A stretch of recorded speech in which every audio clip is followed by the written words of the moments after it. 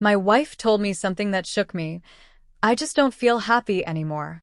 There was no argument leading up to it, no big event that explained it, just those words, as if they were enough to make everything make sense. I asked her what was wrong, what had changed, and if there was anything we could do to fix it. She just sighed, shrugged, and said she needed time. I could have fought for her, tried to pull her back, but instead, I let her go. Something in me knew I couldn't convince someone to stay if they weren't sure they wanted to. And the moment she realized I wasn't going to plead or chase her, she came back. We'd been together for years, weathered plenty of ups and downs, and I always believed we were strong. I thought we were happy. So when she sat down and said she didn't feel that way anymore, I was blindsided. I asked her if something had changed, if it was something I'd done, or if she was just going through a rough patch. But she just said, "I don't know. I feel different." At first, I panicked. I tried harder, took her out more, gave her more attention, reminded her of all the memories we'd made, all the life we'd built together. But it didn't seem to matter. The more I tried, the more distant she became. Eventually, I stopped. I stopped asking if she was okay, stopped going out of my way to make her feel wanted. I wasn't cold.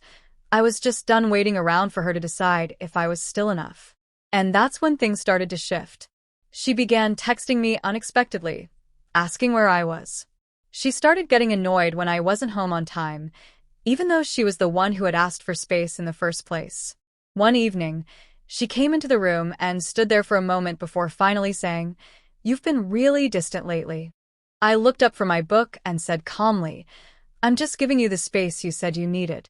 For the first time, I saw fear in her eyes. Maybe she had expected me to keep chasing her, to keep proving myself. But I had finally stopped, and that changed everything. I moved on, and she couldn't handle it. At first, she pretended not to notice, convinced herself I was just upset, that I was giving her time and space, that I'd come back eventually like I always did. But as the days passed and I didn't return, the panic set in. Suddenly, she wanted to be close again. She started asking questions, wondering if I still loved her, bringing up old memories she once brushed off. One evening, she sat beside me on the couch, nervously playing with her fingers. "Do you still love me?" she asked quietly. I turned to her with a calm expression. "Why does that matter now?" I replied. She blinked, clearly thrown off. "I just feel like we're drifting apart." I gave a small laugh. "You're the one who asked for distance," I reminded her. "I'm just giving you what you wanted." That's when I saw it, the regret in her eyes. She had never imagined I would actually let her go. She expected me to chase after her, to prove my love by holding on. But I didn't. And now the roles had reversed. She was the one trying to hold on. Her regret was obvious, but something didn't sit right. It wasn't just about missing me. She was hiding something. And then the truth came, quietly and suddenly. One night, she left her phone on the table and walked off to get a drink. The screen lit up. A message appeared. "I miss you. When can I see you again?" My chest tightened, but I said nothing. I just stared at the words, and in that moment, it all clicked. She didn't want space to think. She wanted time to explore. She wanted to keep me close while seeing what else was out there. And now that I wasn't waiting in the background anymore, she was panicking. But it was too late. She thought she could play both sides, but she had already lost me. That night, I didn't say a word. I didn't ask who the message was from, because it didn't matter. I didn't need answers.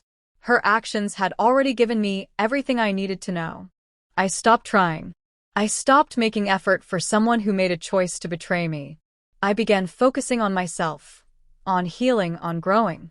And she felt that shift. One evening, as I was getting ready to head out, she stood in the doorway. "Where are you going?" she asked, her voice laced with fear. "Out," I said. "With who?" I smirked. "Why do you care?" She looked crushed. I don't want us to fall apart." I shook my head. "We didn't fall apart. You walked away. I'm just doing the same." She inhaled sharply, reaching for me with trembling hands. "Please," she whispered. "I don't want to lose you." I met her eyes and said the words that shattered what was left. You already did. And then I left. She stood there, frozen, lips parted, trying to find words that might make me stay. But none came. Not this time. She had no hold over me anymore. I walked out without a second glance. And that's when it hit her. She broke. Wait, she cried out, her voice cracking as she stepped forward. Please, just talk to me. But it was too late for that. Her chance had come and gone. She made her decision, and now she had to live with it. I heard her sobbing behind me, but I didn't turn around. For the first time in a long time, I felt peace.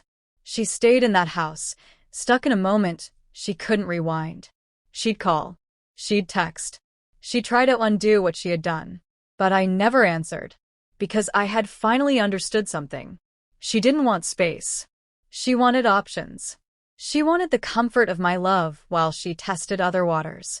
And when that didn't work out, she assumed I'd still be there. But I wasn't. I had already left.